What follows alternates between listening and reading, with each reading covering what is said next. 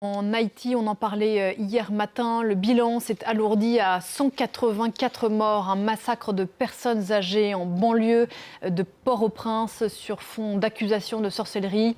Des atrocités vraisemblablement ordonnées par l'un des chefs de gang tout-puissants sur l'île. L'occasion malheureuse pour nous de nous arrêter sur la situation en Haïti. Bonjour Christophe Dansette. Bonjour Pauline. La violence de ce week-end et ce massacre reflètent une situation terrible qui dure depuis plusieurs années et qui a plongé Haïti dans une crise économique très profonde.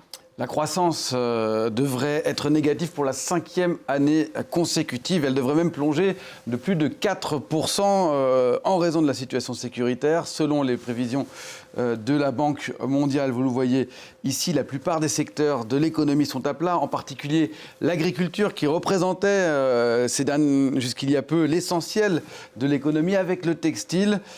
Pourtant, certains cherchent encore à produire, à essayer d'exporter, notamment dans le domaine du cacao, dans l'ouest du pays, autour de la région dense du Clair, qu'on voit ici, qu'on va voir là, dans un instant. Voilà sur cette image. Une entreprise exporte du cacao équitable de plus de 6000 petits producteurs, notamment vers la France.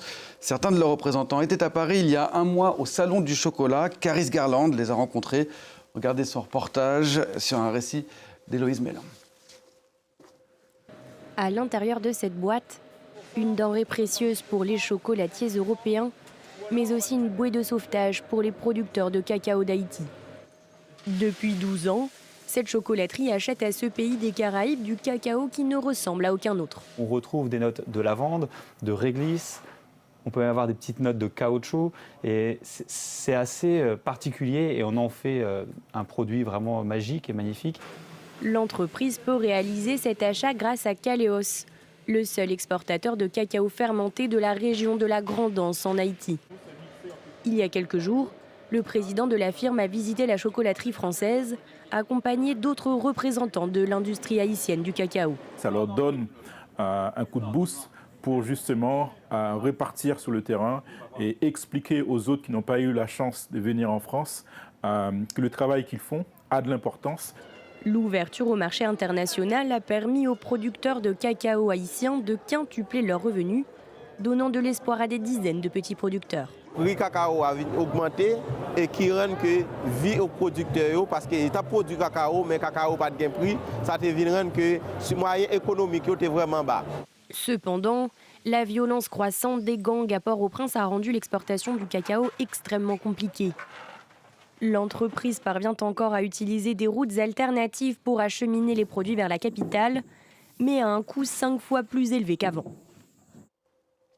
Alors la situation depuis un mois et depuis ce reportage s'est considérablement tendue. Une partie de l'équipe qui était à Paris pour le Salon du Chocolat a réussi à rentrer, mais l'autre s'est retrouvé bloqué en République dominicaine, puis renvoyé en France parce que depuis un mois, l'aéroport international de Port-au-Prince est fermé, la frontière avec la République dominicaine également.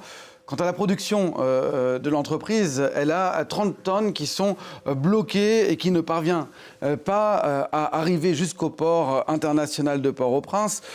30 tonnes, ça représente 2 mois de récolte, ça représente aussi 300 000 tablettes de chocolat qui en principe devaient être vendues par les chocolatiers français autour de Pâques. Pour Caléos, c'est aussi une situation absolument terrible parce que l'entreprise a contracté un prêt auprès d'une banque pour pouvoir acheter la cargaison, un prêt à 15% qu'il faut aujourd'hui rembourser. Tout ça parce que ce sont les gangs qui font régner la loi en Haïti ? Alors vous dites gang, mais certains les appellent, et je pense qu'un peu important, des terroristes criminels, parce qu'ils ont un projet politique, parce qu'ils utilisent le viol, le meurtre, les incendies pour gagner du terrain. Aujourd'hui, ils occupent plus de 80% de la capitale. On ne passe qu'au compte-gouttes, moyennant souvent une taxe. Il y a quelques mois, nos reporters et nos collègues reporters Roméo Langlois et Catherine Norris-Trent les avaient rencontrés, notamment cet homme qu'on voit ici à gauche, Barbecue, l'un des plus terribles. Le reportage est disponible en ligne et il est sensationnel. Ils se sont notamment rendus dans ce port, le port international de la capitale, qui est soumis au pillage, on le voit sur ces images, et contrôlé par les gangs. Ça veut dire que très peu de marchandises entrent aujourd'hui en Haïti ? C'est quasiment plus que du marché noir qui entre à des prix exorbitants. Déjà que l'inflation dépassait l'année dernière les 40%. Et c'est terrible dans un pays qui importe l'essentiel de ses biens, dans un pays extrêmement pauvre, 158e sur 195, avec près de la moitié de la population qui vit aujourd'hui avec moins de 2,15 $ par jour.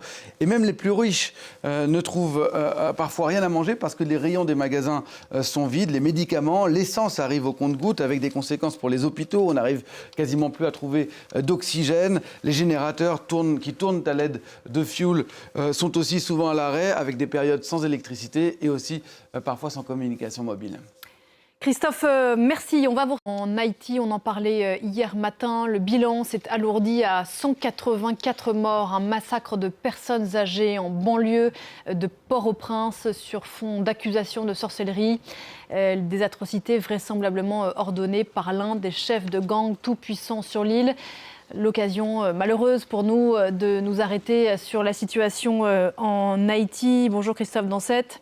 Bonjour Pauline. La violence de ce week-end et ce massacre reflète une situation terrible qui dure depuis plusieurs années et qui a plongé Haïti dans une crise économique très profonde. La croissance devrait être négative pour la 5e année consécutive. Elle devrait même plonger de plus de 4% en raison de la situation sécuritaire. Selon les prévisions de la Banque mondiale, vous le voyez ici, la plupart des secteurs de l'économie sont à plat, en particulier l'agriculture qui représentait jusqu'il y a peu l'essentiel de l'économie avec le textile. Pourtant, certains cherchent encore à produire, à essayer d'exporter, notamment dans le domaine du cacao, dans l'ouest du pays, autour de la région dense du Clair, qu'on voit ici, qu'on va voir là, dans un instant, voilà sur cette image. Une entreprise exporte du cacao équitable de plus de 6000 petits producteurs, notamment vers la France. Certains de leurs représentants étaient à Paris il y a un mois au Salon du Chocolat. Caris Garland les a rencontrés. Regardez son reportage sur un récit d'Héloïse Mélin.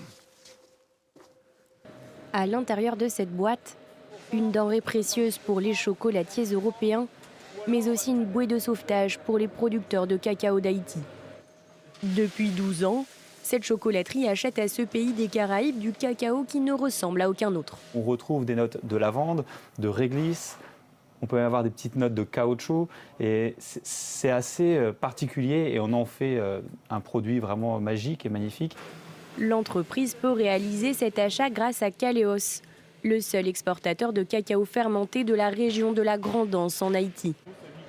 Il y a quelques jours, le président de la firme a visité la chocolaterie française, accompagné d'autres représentants de l'industrie haïtienne du cacao. Ça leur donne un coup de boost pour justement repartir sur le terrain et expliquer aux autres qui n'ont pas eu la chance de venir en France que le travail qu'ils font a de l'importance.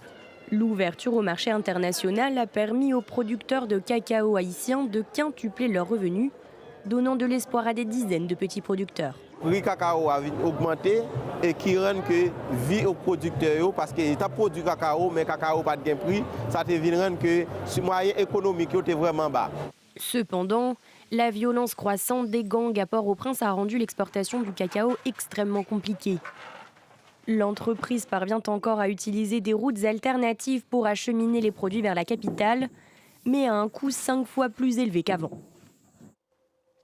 Alors la situation depuis un mois et depuis ce reportage s'est considérablement tendue. Une partie de l'équipe qui était à Paris pour le Salon du Chocolat a réussi à rentrer, mais l'autre s'est retrouvé bloqué en République dominicaine, puis renvoyé en France parce que depuis un mois, l'aéroport international de Port-au-Prince est fermé, la frontière avec la République dominicaine également.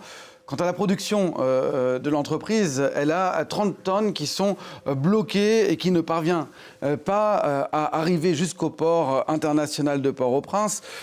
30 tonnes, ça représente 2 mois de récolte, ça représente aussi 300 000 tablettes de chocolat qui en principe devaient être vendues par les chocolatiers français autour de Pâques. Pour Caléos, c'est aussi une situation absolument terrible parce que l'entreprise a contracté un prêt auprès d'une banque pour pouvoir acheter la cargaison, un prêt à 15% qu'il faut aujourd'hui rembourser. Tout ça parce que ce sont les gangs qui font régner la loi en Haïti ? Alors vous dites gang, mais certains les appellent, et c'est je pense qu'un point important, des terroristes criminels, parce qu'ils ont un projet politique, parce qu'ils utilisent le viol, le meurtre, les incendies pour gagner du terrain. Aujourd'hui, ils occupent plus de 80% de la capitale. On ne passe qu'au compte-gouttes, moyennant souvent une taxe. Il y a quelques mois, nos reporters et nos collègues reporters Roméo Langlois et Catherine Norris-Trent les avaient rencontrés, notamment cet homme qu'on voit ici à gauche, Barbecue, l'un des plus terribles. Le reportage est disponible en ligne et il est sensationnel. Ils se sont notamment rendus dans ce port, le port international de la capitale, qui est soumis au pillage, on le voit sur ces images, et contrôlé par les gangs. Ça veut dire que très peu de marchandises entrent aujourd'hui en Haïti ? C'est quasiment plus que du marché noir qui entre à des prix exorbitants. Déjà que l'inflation dépassait l'année dernière les 40%. Et c'est terrible dans un pays qui importe l'essentiel de ses biens, dans un pays extrêmement pauvre, 158e sur 195, avec près de la moitié de la population qui vit aujourd'hui avec moins de 2,15 $ par jour. Et même les plus riches ne trouvent parfois rien à manger parce que les rayons des magasins sont vides. Les médicaments, l'essence arrive au compte-gouttes avec des conséquences pour les hôpitaux. On n'arrive quasiment plus à trouver d'oxygène. Les générateurs qui tournent à l'aide de fioul sont aussi souvent à l'arrêt avec des périodes sans électricité et aussi parfois sans communication mobile. Christophe, merci. On va vous